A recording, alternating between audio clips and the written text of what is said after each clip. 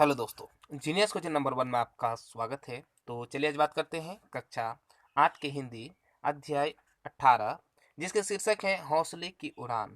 ये जो है खास करके बिहार की बेटियों के जो हौसला है उसको अफजाई करने के लिए उसकी कहानी बताया गया है। और एक ऐसा पाठ बेटियों के बारे में बताया गया है जो आपको सुन के आपको भी अच्छा लगेगा और आपके अंदर भी हौसला आएगी कि लोग किस तरह से अपनी मजबूरियों को त्याग करते हुए अपने लक्ष्य को पूरा करते हैं। तो चलिए समझते हैं, आज हम बिहार के कुछ बेटियों के हौसले के बारे में समझते हैं। उन्होंने अपने लक्ष्य को किस प्रकार तय करना चाहा, हालांकि बीच में मुसीबतें आई लेकिन उन्होंने उसको भी सॉल्व कर दिया। ठीक है, तो देखिए ये पाठ वो खास करके बिहार की बेटियों पर आधारित है ना। उन बेटियों पर जिसको पढ़ने लिखने के लिए थोड़ा सा समाज में वंचित किया जाता है, उन्हीं पर आधारित है। तो चलिए देखते हैं ये पाठ के कुछ विशेषताएं जो आपको पीला कलर में दिखाई पड़ता है। देखिए यह पाठ बिहारी की बेटियों मतलब बिहार की बेटियों के असाधारण विशेषताओं का उद्घाटन करती है और बिहार की बेटियों का यह संसार समाज की रूढ़ियों पर प्रहार है। आधुनिक बिहार की बेटियों के संघर्ष और उनके हौसले की उड़ान से हमें परिचित कराता है यह पाठ है ना।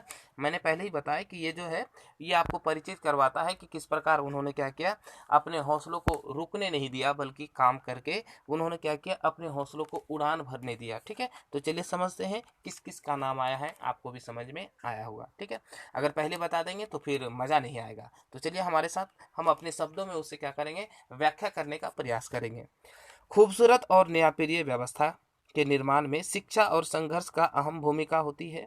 बोलता अगर खूबसूरत और न्यायप्रिय व्यवस्था हो तो सबसे ज़्यादा जो है वो तभी हो सकता है जब आपके अंदर क्या हो, शिक्षा हो तब, है ना। यह भूमिका यदि बेटियों के समूह से आए तो बदलाव की नई बयार एहसास होता है। लंबे समय के दमन, उत्पीड़न और उपेक्षा की शिकार बेटियों को ज्ञान और स्वाधीनता का स्वाद लग चुका है। आइए कुछ ऐसी बेटियों से मिले जिन्होंने अपने हौसले की उड़ान के बल पर सामाजिक ताने बाने को बदलने की दिशा में सक्रिय भूमिका निभाई। बोला कि हम ऐसे बेटियों के बारे में चर्चा करेंगे जो अपने हुनर के कारण, अपने जज्बे के कारण अगल बगल हर चीज अपने समाज को बदल कर रख दिया और उन्होंने अपना रुकने का नाम नहीं लिया। हम उन्हीं बेटियों के बारे में चर्चा करेंगे। चलिए हम एक एक करके चर्चा करते हैं। नोखा प्रखंड रोहतास की गुड़िया से मिलकर आपको एहसास हो जाएगा कि पढ़ाई का जुनून क्या होता है। गुड़िया के माता पिता उनकी पढ़ाई के लिए राजी नहीं थे, है ना। उसकी पढ़ाई के लिए जो है वो राजी नहीं थे। देखिए राजी नहीं होता फिर भी क्या करते हैं, देखिए गौर से। एक दिन गुड़िया ने कुछ कुछ कर गुजरने का हौसला महसूस किया। पिता मोहम्मद आसिन इदरीसी को माँ समेत उसके घर में बंद कर दिया और 13 किलोमीटर पैदल चलकर नोखा के उत्पीड़न केंद्र पहुंच गई। वहां पहुंच उसने अपना नामांकन कराया। पेशे से ड्राइवर, पिता को इस बात की जानकारी 2 दिनों के बाद मिली। जो बात सही है, जो ड्राइवर है वो कभी घर आते हैं कभी नहीं आते हैं, लेट से आते हैं, लेकिन इसकी जानकारी जो है वो कब मिला उसको, 2 दिनों के बाद मिला, है ना। कितने दिनों के बाद, 2 दिनों के बाद मिला। आनन फानन में वे उत्प्रेरण केंद्र पहुंचे और बेटी को घर लाने की जिद पर अड़ गए, पर बेटी ने साफ तौर पर इनकार कर दिया। पिता को समाज की बंदिशों की चिंता थी पर गुड़िया के आगे उनका एक न चली। कुछ समय बाद उत्प्रेरण केंद्र बंद हो गया। अब गुड़िया ने गांव के स्कूल में अपना नामांकन करा लिया। कुछ दिन के बाद ऐसा हुआ कि वहां पे जो है ना उत्प्रेरण जो केंद्र था वो क्या हो गया, बंद हो गया। वह पढ़ लिख कर अध्यापिका बनना चाहती है। उसका सपना है कि वह अपने जैसी लड़कियों के साथ ही उन लड़कियों की भी इच्छा पूरी कर सके जिनके मन में पढ़ने की लालक तो है, पर बाधाएं जिन्हें पराजित कर देती है। गुड़िया गांव समेत अपने इलाके में मिसाल बन गई है। गांव समेत जो है ना पूरे इलाका में क्या हो गया, वो गुड़िया मिसाल बन गई है। ठीक है, तो ये उसका कहानी थी। ठीक है, अब देखते हैं दूसरे प्रखंड के ये होनहार लड़के, उन्होंने अपने आप को मना ही लिया पिता के सामने। कैमूर के चेनारी प्रखंड के मथही गांव निवासी विष्णु शंकर तिवारी खुशी से फूले नहीं समा रहे थे। दरअसल उनकी बेटी सोनी ने पूरे जिला में एथलेटिक्स प्रतियोगिता में 400 मीटर और 1600 मीटर की दौड़ में पहला स्थान प्राप्त किया। कितना? 400 और 1600, यानी 400 और 1600 मीटर की दौड़ में पहला स्थान प्राप्त किया था। वह गांव ही नहीं, पूरे प्रखंड की चहेती बन गई। सोनी का हौसला लगातार बढ़ता गया। वह राज्य स्तरीय एथलेटिक्स प्रतियोगिता में प्रतिभागी बन जमालपुर गई, जहां उसे पहला स्थान मिला। मतलब पहले तो इधर पहला स्थान मिला, फिर वहां पे पहला स्थान मिला, फिर उसने राष्ट्रीय स्तर की प्रतियोगिता में राज्य के प्रतिनिधित्व करते हुए चौथे स्थान प्राप्त किया। और सोनी को विश्वास है कि एक दिन वह पूरे देश का प्रतिनिधित्व करेगी और देशवासियों की उम्मीद पर खरी उतरेगी। मतलब अभी भी काम जारी है, उन्होंने राज्य तक पहुंचा, उन्हें एक विश्वास है कि आगे चल के वो कुछ कर सकता है ना।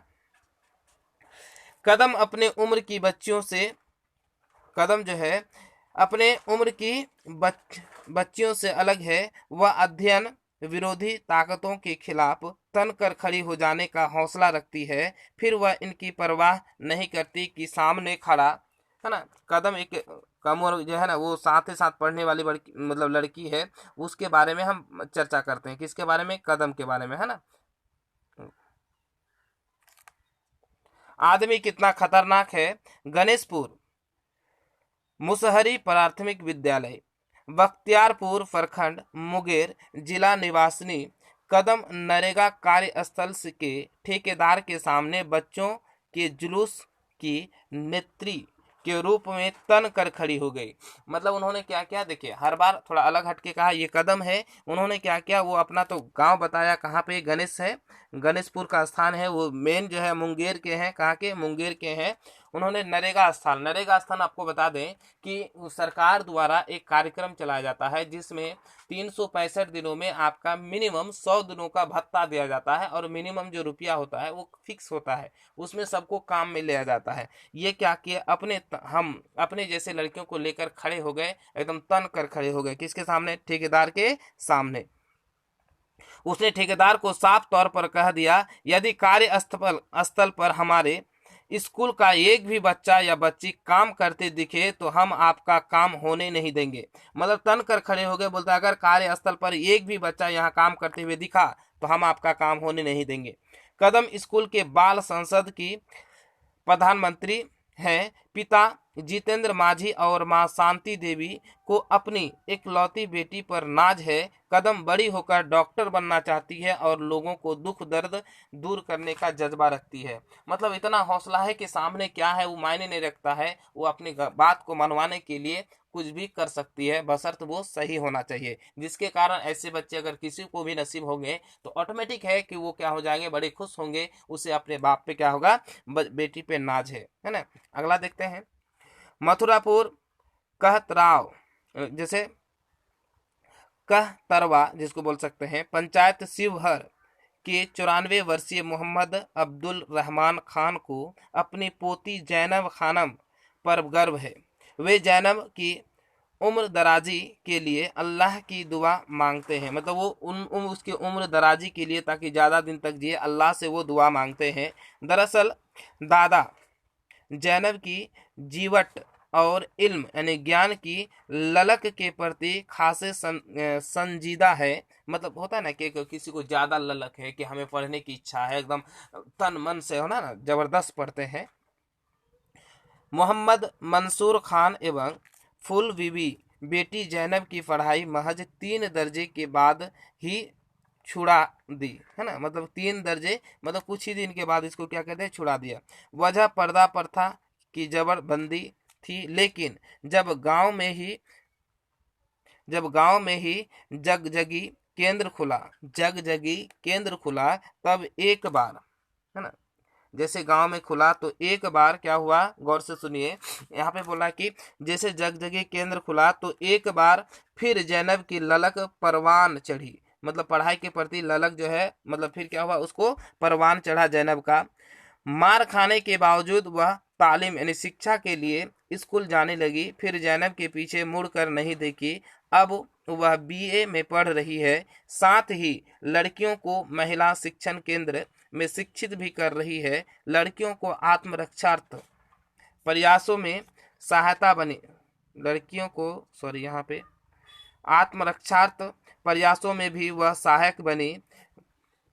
ब्लू बेल्ट प्राप्त जैनम आत्मरक्षार्थी लड़कियों को कराटे का प्रशिक्षण दे रही है। तो क्वेश्चन आपको पूछेगा कि कौन सी लड़की कराटे का प्रशिक्षण दे रही थी, तो जैनब होगा। क्या हो जाएगा आपका? जैनब हो जाएगा। अब यहाँ पे देखते हैं, आपने देखा कि कैसे कैसे दृढ़ इच्छा शक्ति और बदलाव की इच्छा रखने वाली सामान्य बेटियां ने असाधारण काम किया और समाज के हौसले को बढ़ाया। बात सही है। किस तरह से लड़कियों ने क्या अपने साधा प्रयोग करते हुए अपने आप को झुकने नहीं दिया। बिहार की ये बेटियां आप सभी का आह्वान करती है कि शोषितों वंचितों के प्रति मानवोचित दृष्टि का व्यवहार करें और उनके लिए किए जा रहे संघर्षों के प्रति सम्मान भाव रखें, है ना। उसके जो लिए किए गए प्रशंसा उस पर सम्मान भाव करें। अब यहाँ पे देखते हैं कुछ। देखिए, जज्बा मतलब जोश, उम्र दराजी मतलब लंबी उम्र के लिए, परवान चढ़ना मतलब अत्यधिक उन्नति करना। अब ये वाला क्वेश्चन जो है हम क्वेश्चन इसलिए नहीं बनाए क्योंकि यहाँ पे गौर से देखिए कि ये क्वेश्चन आप खुद से बना सकते हैं। आप अपने पास पड़ोस के किसी लड़की और औरत की जानकारी प्राप्त कीजिए और रूढ़ियों के विरुद्ध आवाज बुलंद कीजिए, हो, है ना। वैसी महिलाओं की सूची बनाइए जिन्होंने अपने कार्यों और समाज में एक अलग मुकाम प्राप्त किया। ये आप अपने मन से कर सकते हैं, इसलिए सबका अलग अलग हो सकता है, इसलिए आपका भी अलग हो सकता है। ठीक है। यदि आपको हमारा वीडियो पसंद आए तो लाइक करें और ज़्यादा से ज़्यादा लोगों तक शेयर करें। हाँ, अगर हमारे चैनल में नए हैं तो सब्सक्राइब करना ना भूलिए और बगल में जो बेल आइकन उसे जरूर दबाइए ताकि जब भी हम वीडियो बनाए सबसे पहले नोटिफिकेशन आप तक जरूर पहुंचे। चलिए आज यहीं पे अपना वीडियो करते हैं समाप्त। जय हिंद।